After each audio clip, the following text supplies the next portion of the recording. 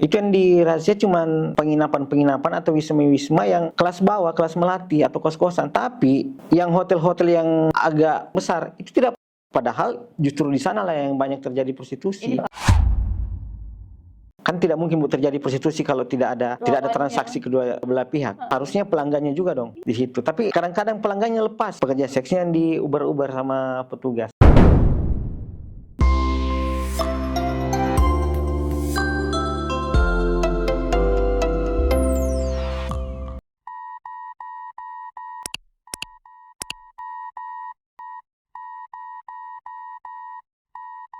Inspirasi, ruang hangat santun untuk kita bercerita tentang semua hal yang terjadi di sekitar kita. Dan sahabat semua, tentunya kita selalu memilih tema-tema yang asyik untuk kita perbincangkan dengan harapan kita dapat memetik hikmah dan mengambil inspirasi, menjadikan inspirasi dari topik-topik pembicaraan kita. Dan hari ini sahabat sudah hadir bersama saya seorang narasumber yang memang kesehariannya bergelut dengan hal-hal yang akan kita bicarakan nanti. Hari ini sahabat kita akan berbicara tentang prostitusi di Sulawesi Barat. Baik sahabat, bintang tamu kita Pak Awi, biasanya saya panggil Pak Awi, namun nama aslinya dan seperti apa, LSM apa nanti dikenalkan sendiri. Perkenalan diri dulu deh Bang Awi, silahkan. Oke, makasih Ibu. Pertama-tama saya mengucapkan terima kasih udah diundang ke ruang inspirasi ini. Teman-teman, nama saya Darmawi Darman. Seperti yang sebagian Ibu pada tadi, lebih akrab dipanggil Awi.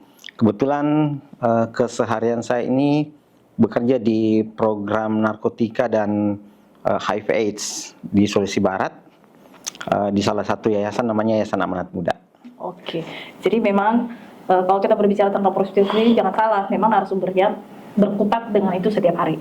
Pak Awi, kita berbicara tentang prostitusi di Sulawesi Barat. Sebelum kita jauh nih, sudah berapa lama Pak Awi menggeluti LSM ini, bidang prostitusi itu? Saya mulainya di tahun 2007.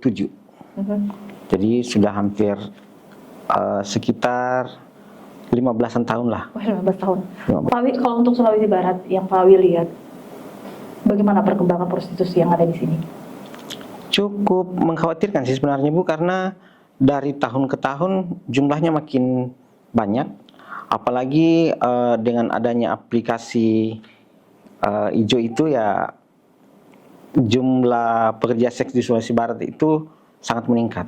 Jadi memang media sosial dan digital platform itu sangat berpengaruh ke sangat berpengaruh. jangkauan. Jadi ada perubahan model prostitusi yang mungkin dulunya punya tempat atau yang biasanya kita sebut hotspot, sekarang itu sudah beralih ke platform sosial media. Nah, ini yang membuat kami kesulitan sebenarnya dalam hal penjangkauan, karena tidak semua pekerja seks itu kami tahu lokasinya di mana. Ya, ini imbas dari penggunaan aplikasi tadi. Beda dengan masa-masa lalu yang mungkin sekitar tahun 2008 sampai dengan 2015 itu kita masih tahu hotspot teman-teman pekerja seks ini masih bisa terpantau. Nah, sekarang itu agak sulit. Mereka memang memilih untuk sembunyi-sembunyi karena takut dari LSM atau untuk memang tidak mau diawasi. Yang pertama mungkin mempermudah mereka untuk melakukan praktek prostitusi, karena tinggal buka aplikasi, stay di satu tempat, dan mereka itu berpindah-pindah, tidak di satu tempat. Misalkan anak Mamuju nih, anak Mamuju itu lari ke Kabupaten Polewali Mandar, buka aplikasi di sana, stay di sana, mungkin 2-3 hari balik lagi ke Mamuju. Nah, ini yang sulit untuk kita jangkau. Betul. Kalau dulu kan di tahun dulu Pak Awi mengatakan bahwa dia stay di satu tempat, misalnya jadi gampang kepantau. Sekarang lintas kabupaten. Lintas gitu kabupaten. Ya? Bahkan lintas provinsi sebenarnya, Bu. Oh, sudah lintas provinsi. Iya, lintas provinsi. Kalau untuk prostitusi sendiri yang selama ini Pak Awi dekati, kebanyakan yang menjadi penyebab saudara-saudara kita akhirnya terjun ke dunia itu, apa yang menyebabkan itu? Apakah dia dapat desakan, paksaan, pilihan atau memang ada yang pasrah aja akhirnya terjun ke dunia itu? Banyak hal sih Bu sebenarnya, tapi yang paling mendasar sebenarnya adalah kebutuhan ekonomi dan faktor konsumtif. Contohnya kalau mungkin di masa-masa lalu di awal-awal kami aktif di program itu di tahun 2007 sampai 2015, kebanyakan sebenarnya karena faktor ekonomi, kemudian tingkat pendidikan yang masih sangat rendah, kemudian bekerja menganggap bahwa ternyata menjadi seorang pekerja seks itu gampang mendapatkan duit.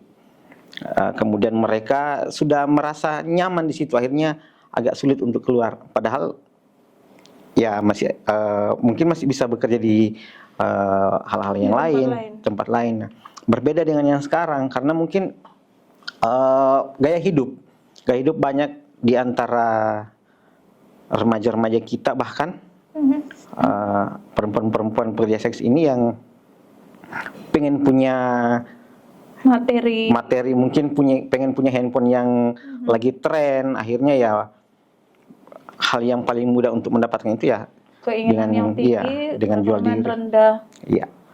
Daya konsumtif. Kemudian konsumtif tinggi. Berarti itu kalau bisa disimpulkan bahwa dia melakukan itu dengan sadar. Iya, dengan sadar. Dengan sadar kan? Dengan sadar. Bahkan kami mendapati di beberapa tempat anak-anak ini yang di bawah umur Bu ya, karena kita tidak bisa menutup mata, ternyata di Sulawesi Barat ini banyak anak-anak kita yang menjadi umur bisa lebih spesifik, umur berapa kira-kira? Yang paling muda yang kami dapati itu ada 16 tahun. Masih sekolah?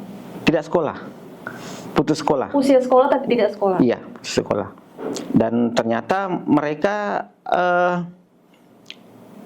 karena mungkin faktor penggunaan zat, maksudnya mereka mau mabuk, penggunaan ya bahasa kerennya di Mamuju ya mungkin obat-obatan yang diracik untuk bisa mendapatkan efek mabuk, efek play. Jadi kalau untuk mendapatkan itu kan biasanya mereka jual diri dengan pacarnya malahan. Jadi mereka ada mungkin satu kos dengan pacarnya ini yang cari pelanggan. Iya. Itu terjadi di kota kita ini? Kota kita Mamuju. Bahkan di beberapa tempat di Sulawesi Barat. Ya katakanlah Polewali Mandar yang pernah kami temui seperti itu, Kota Mamuju. Bahkan pacarnya sendiri yang pacarnya sendiri membisnisi. Iya. Apa istilahnya ya? Jadi menjadi mucikari. Iya. Mencari mucikari dari pacarnya sendiri. Iya. Itu dan usianya masih muda. Masih muda. Dilakukan dengan sadar oleh si perempuan. Dilakukan dengan sadar oleh si perempuan. Tapi ada juga sih sebenarnya yang dijebak dengan pacarnya. Tapi ini tidak terlalu banyak. Tapi yang banyak kami dapati ya memang dengan ikhlas, dengan tanpa paksaan. Iya, dia sadari bahwa dia sedang dimucikari oleh pacarnya sendiri dan dia ikhlas menjalani itu. Nah, itu. Itu orang tuanya di mana, Pak Wi? Orang tuanya ada di sini juga sih sebenarnya. Dia tahu tidak anak-anaknya melakukan hal yang seperti itu? Ada beberapa orang yang mungkin mengetahui, tapi kami tidak sejauh itu untuk mencari tahu kenapa sih orang tua tidak mencoba melarang anaknya. Bahkan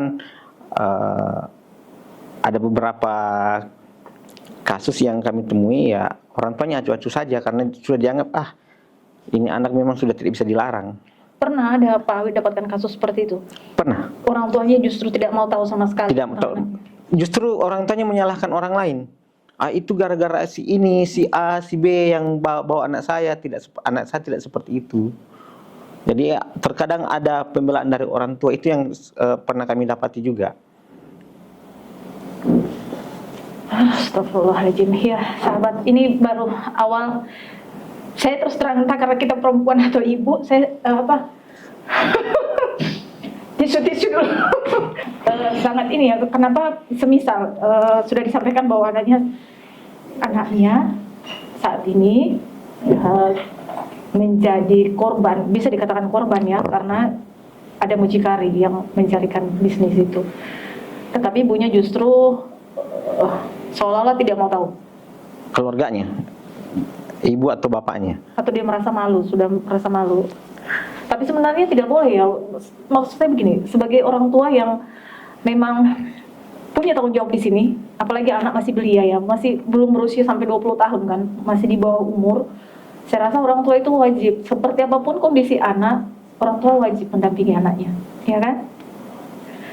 Pak Wi, mungkin kita juga perlu berbicara tentang seperti ini. Ketika ada seorang anak perempuan yang akhirnya terjun ke dunia itu kan sudah stigma masyarakat agak error dan melenceng. Sebenarnya kalau menurut LSM sendiri dari pandangan seorang Pak Awi, bagaimana masyarakat menanggapi itu? Masyarakat itu harus bagaimana Ya. kepada mereka ini? Kami sebenarnya gini Bu, di kami sebagai pelaksana program itu tidak masuk sampai ke ranah moral seperti itu. Jadi kami hanya berada pada tataran persoalan kesehatan, kemudian hak-hak mereka dalam masyarakat. Iya. Tapi kalau untuk Hak mereka dalam masyarakat dan misalkan- bagaimana sebenarnya masyarakat melihat mereka.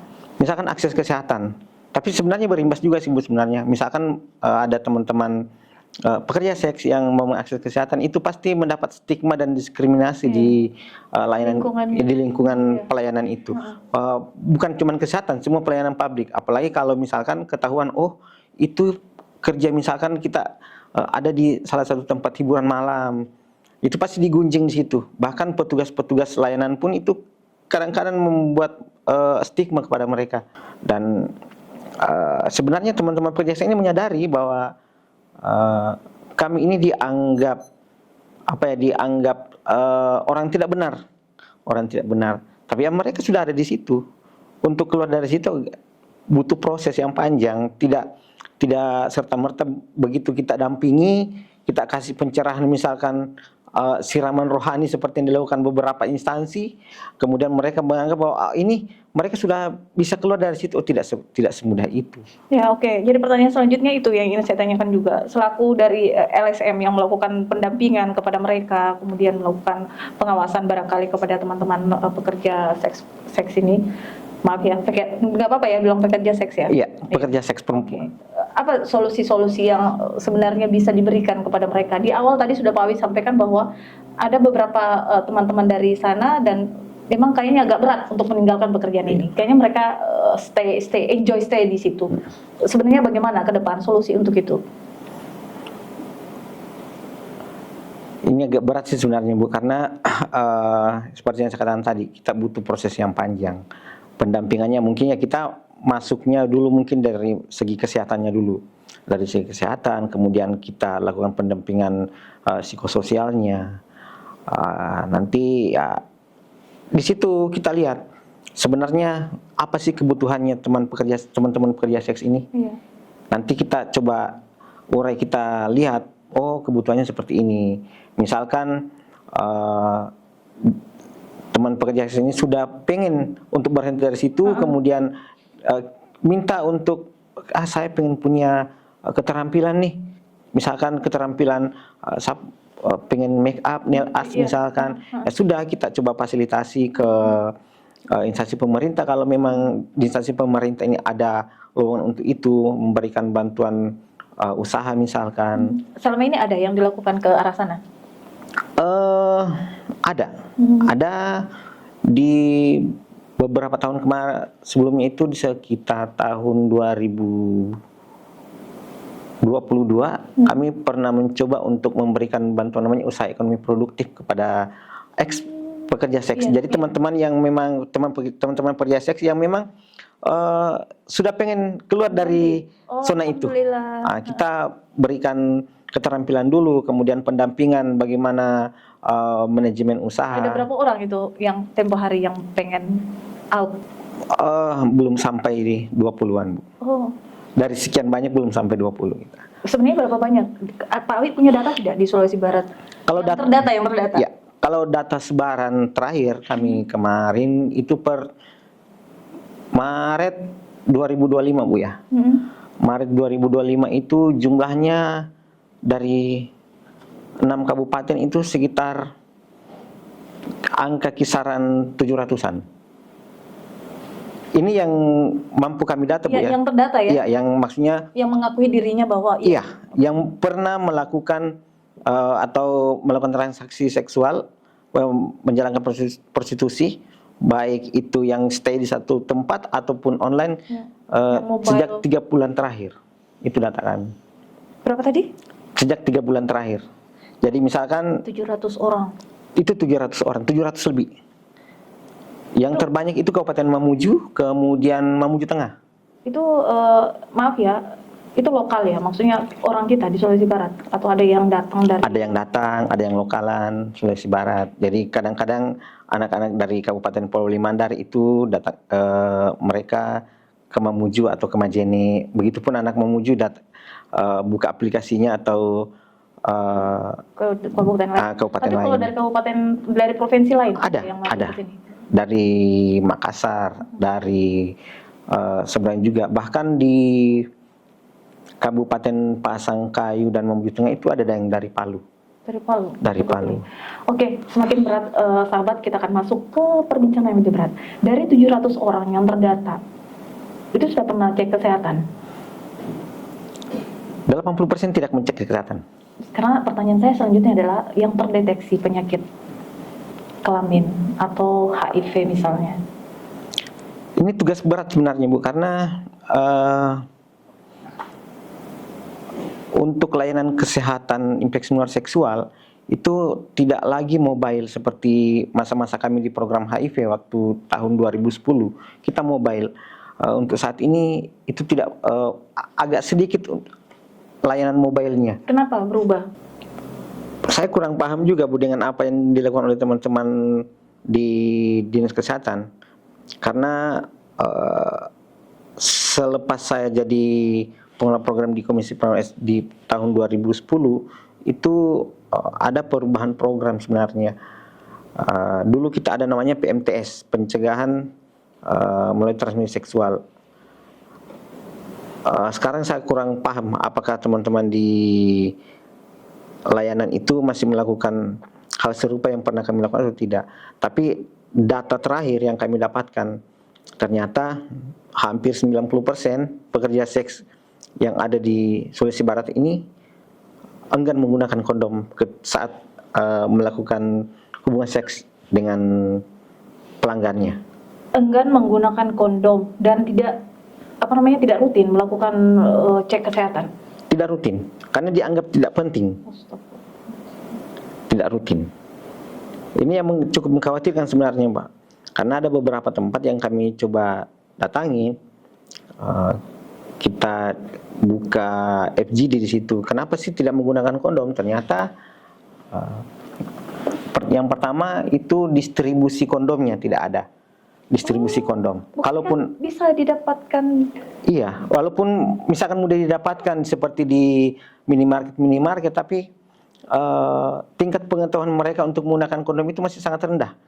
Jadi sebenarnya ketika kita, kalaupun ada distribusi kondom, harusnya kan dibarengi dengan edukasi.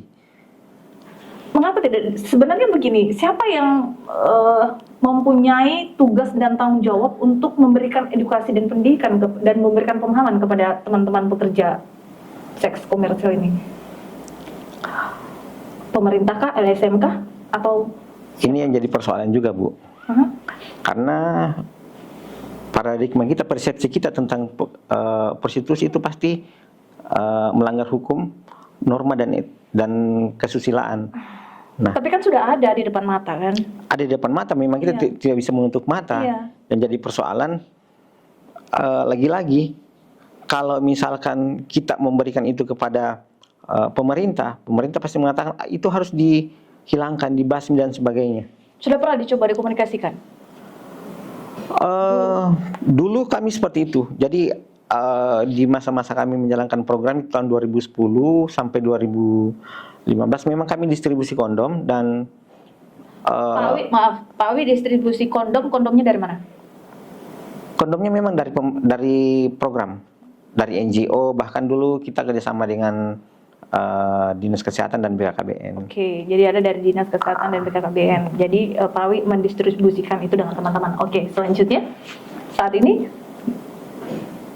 kami hanya mendistribusi kepada kelompok-kelompok dampingan saja. Jadi untuk secara umum Sulawesi Barat itu kami kurang distribusi, tidak mendistribusikan lagi. Jadi kami hanya mendistribusikan kondom dan mengedukasi itu kepada kelompok dampingan. Dan itu tidak banyak, karena keterbatasan finansial yang kami miliki sebenarnya. Misalkan di Mamuju kami hanya punya beberapa kelompok dampingan dan beberapa teman-teman peer educator-nya. Di wilayah Polewali Mandar mungkin kalau nggak salah kami hanya punya satu kelompok dampingan di Satu Mamuju kelompok Tengah. itu berapa orang tuh? Satu kelompok bervariasi, Bu. Ada yang 10, ada yang bahkan ada yang cuma 5, 4. Saya tertarik tadi, Pak Wi, mungkin bisa diperdalam ketika Pak Wi mengatakan bahwa ini agak berat karena ketika kita mengkomunikasikan itu dengan pihak-pihak terkait, misalnya dengan pemerintah, mereka mengatakan justru ini harus dibasmi. Iya. Itu pernah mendapatkan pernyataan seperti itu dari mereka? Sering. Bahkan kalau kita misalkan sampaikan itu pasti akan mengerahkan tanda kutip Satpol PP-nya, atau bahkan kita akan berurusan dengan hukum. Dan yang sulitnya juga karena kita dianggap melegalkan prostitusi. Sebenarnya, saya juga jadi bingung ini, sahabat ya, maksudnya seperti ini. Prostitusi itu ada, dan itu bukan hoax, memang ada. Nah sekarang memang kalau mau dibasmi, oke, kita mendukung, saya pun mendukung untuk membasmi itu. Namun kan proses membasmi itu, maaf ya kata membasmi jadinya, proses untuk membersihkan dari praktek-praktek itu agak sulit. Nah bagaimana kalau saya sih kalau saya ya berpikir, ini fakta ada, kemudian untuk membersihkan itu masih butuh waktu yang panjang dan cukup lama. Alangkah baiknya yang ada ini justru kita berikan pemahaman dan kesehatan, ya kan, daripada dibiarkan seperti itu nanti jadi justru lebih banyak. Yang tadinya mungkin kesehatan, maaf, mungkin ada yang HIV, maaf, mungkin ada 3 orang, akhirnya karena berkembang ini jadi banyak, ya kan? Iya, betul. Akhir kita kan melakukan tindakan preventifnya di mana? Tahun ini kami mencoba mengadvokasi kebijakan pemerintah agar kembali membentuk Komisi Penanggulangan AIDS Provinsi Sulawesi Barat, dan alhamdulillah sudah ada respon. Insya Allah tahun ini Komisi Penanggulangan AIDS Provinsi Sulawesi Barat terbentuk. Mungkin melalui Komisi Penanggulangan AIDS ini kita bisa kembali mengkoordinasikan semua pemangku kepentingan untuk menjalankan program preventif. Karena selama ini mohon maaf, saya dari kacamata kami itu hanya berkutik kepada kuratifnya saja, pengobatannya saja. Jadi kalau bahasa kesehatan kan lebih baik mencegah daripada mengobati, ya kan? Nah sama dengan ini, saya berharap dan doakan mudah-mudahan apa yang Pak Awi rencanakan yang lagi digembleng ini mudah-mudahan betul-betul bisa terjadi, dan akhirnya saudara-saudara kita di luar sana yang notabene bekerja seks komersial itu bukannya mendukung, maaf ya, bukan karena kita mendukung pekerjaan mereka, tetapi karena ini sudah ada di depan mata, dan mari kita lakukan pencegahan itu. Pak Awi, kembali ke teman-teman yang melakukan prostitusi. Saya juga pengalaman Pak Awi juga ke depan, ke belakang yang dulu Pak Awi alami. Pernah ada terjadi di Sulawesi Barat ini ada kayak trafficking, ya, kasus trafficking dalam balutan prostitusi? Ada juga. Artinya mereka dalam paksaan gitu ya kalau trafficking? Bukan paksaan, kan gini. Gimana pemahamannya? Ini salah satu tempat Kota Mamuju. Di Kota Mamuju ya. Berarti kota dong. Kota Mamuju. Saya tidak bisa menyebut tempatnya. Tapi yang mungkin Ibu paham lah yang. Oke. Itu kalau misalkan LC ini, dia berprofesi sebagai LC. LC-nya ini ada yang BO. Ada yang BO. Mereka harus bayar dia harus bayar istilahnya apa ya? Hampir lupa saya. Cas ke maminya, iya, perempuannya ke apakah manajemennya atau mami atau manajernya. Mereka harus bayar itu. Misalkan mereka tarifnya katakanlah 1 juta, mereka harus keluarin sekian persen dari situ. Itu kan namanya trafficking. Berada dalam satu tempat kerja. Itu kalau maaf ya, mucikari dengan mami sama ya? Beda? Sama ya. Misalkan ada yang mau, misalkan ada tamunya nih, ada tamu, mereka layani di room untuk karaokean, atau misalkan dia ada di klubnya, nemanin tamu konsumennya. konsumennya ngajak keluar walaupun tidak BO tapi ngajak keluar, mereka tetap harus bayar cas namanya ke manajemennya itu. Itu kan sebenarnya trafficking. Atau mungkin penyebab-penyebab itulah mungkin ya akhirnya sekarang banyak yang main di platform digital itu, digital platform. Nah, itu salah satunya. Platform digital juga kan dari menurut teman-teman nih, kenapa pakai aplikasi? Privasinya lebih terjaga. Privasinya lebih terjaga. Kemudian tanpa harus menggunakan mucikari. Jadi kadang-kadang mucikari ini kan ngambil bisa saja 50% dari hasilnya mereka. Nah, ini yang salah satu juga kenapa mereka beralih ke platform sosial media. Saya jauh sekali pemikiran sahabat, saya sudah merasa seperti ini pertanyaan dalam hati saya sekarang. Seperti apa yang dirasakan oleh saudara-saudara kita pekerja itu ketika melakukan itu kan? Mungkin saya pernah wawancara dengan seseorang juga teman yang notabene dia bekerja di situ. Dia pernah bercerita sambil dia menangis bahwa dia tidak ingin melakukan itu, Pak Wi, tidak ingin sama sekali. Jadi setiap dia bersama seseorang, dia itu sebenarnya sakit hati. Ya. Sakit hati, tapi harus dilakukan.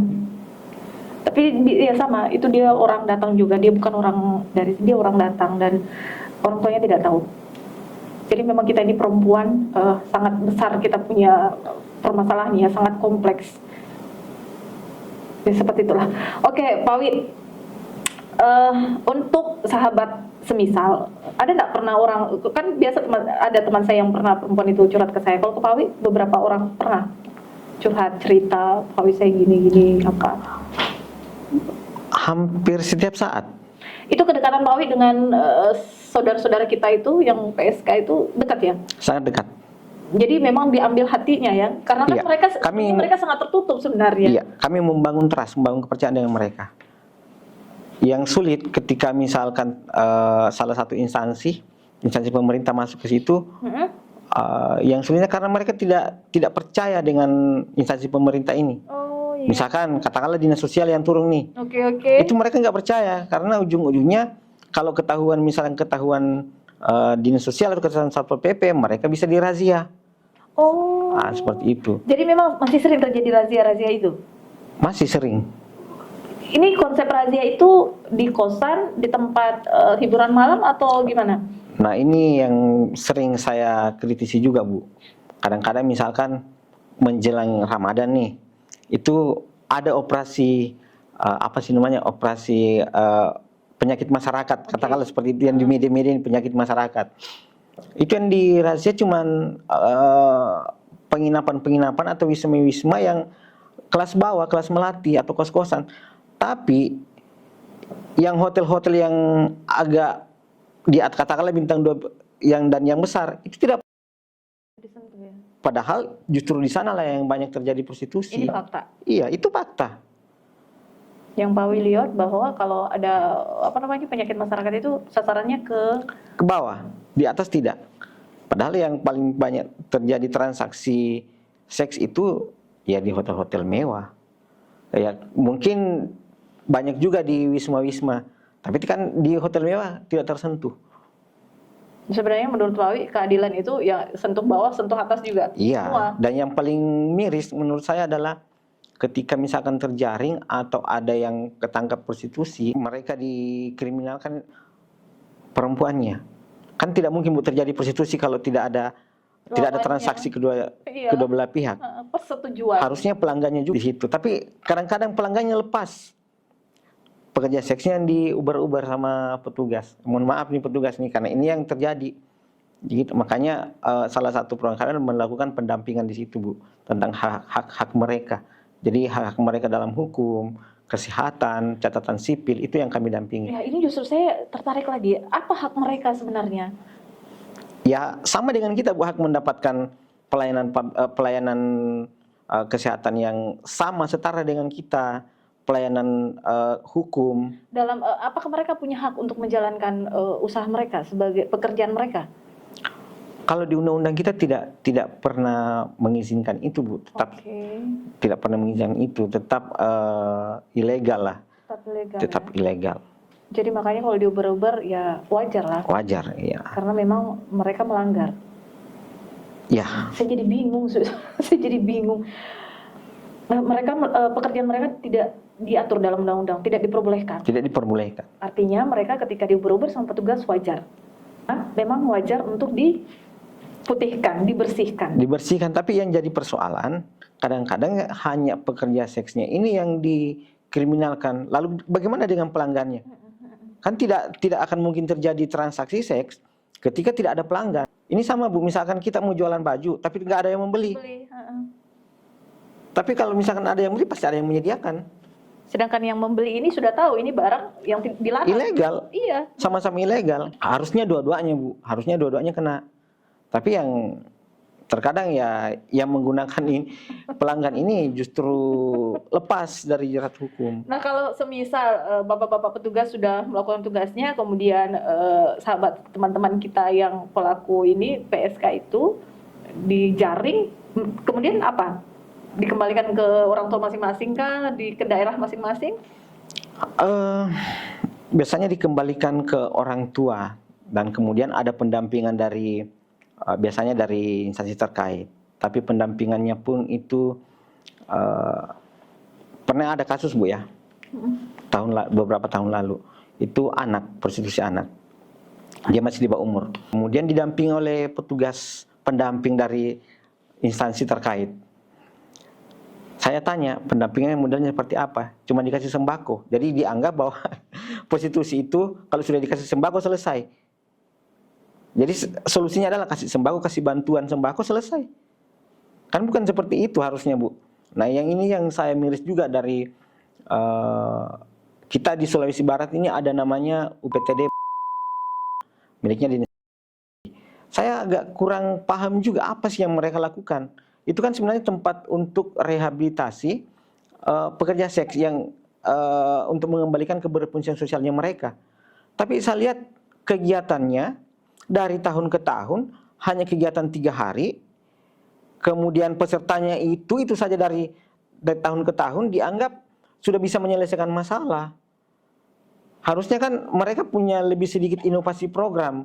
Oh ini saya harus. Menurut Pak Wi, UPTD ini kinerjanya masih di bawah standar? Sangat di bawah standar, tidak inovatif, tidak memiliki program yang jelas untuk layaknya rehabilitasi pekerja seks. Sebagai seorang pegiat LSM, sebagai seorang LSM, Anda kecewa dengan? Sangat kecewa, dan saya sering mengkritisi, sangat kecewa. Awalnya kami bantu, karena kami anggap bahwa ini menjadi salah satu alternatif nih, jalan keluar untuk teman-teman mendapatkan pendampingan program yang jalan yang lebih terang. Iya, kami anggap bahwa akan baiklah ke depannya. Tapi ternyata dari tahun ke tahun pesertanya itu saja.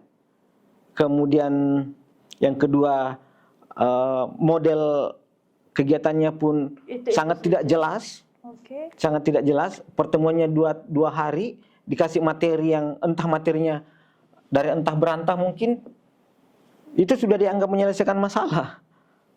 Jadi menurut Pak Awi, setelah Pak Awi mengevaluasi program ini selama beberapa tahun, diambil kesimpulan bahwa ini sasaran targetnya nggak tercapai? Tidak tercapai. Ya mungkin secara program di instansi mereka itu ya sudah ada capaian karena ada outputnya, tapi impactnya nggak ada.